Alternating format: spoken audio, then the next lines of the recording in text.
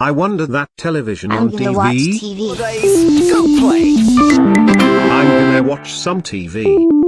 Anyways, I'm going to watch TV. Coming up next.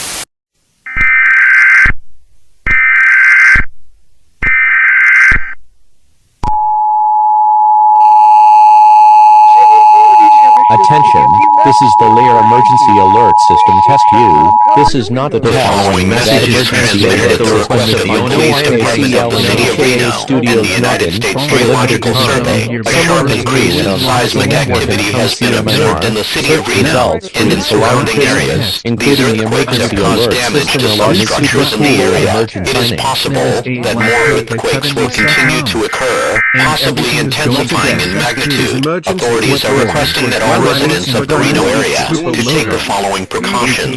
Be prepared to take the proper actions if an earthquake occurs. If indoors, take cover under a piece of sturdy furniture. Stay away from windows, doors, and exterior walls. If outdoors, move away from buildings, lights, and utility poles. If in a vehicle, stop in an open area, away from buildings, trees, or overpass. Stay tuned to NOAA weather radio, commercial radio, or television outlets for further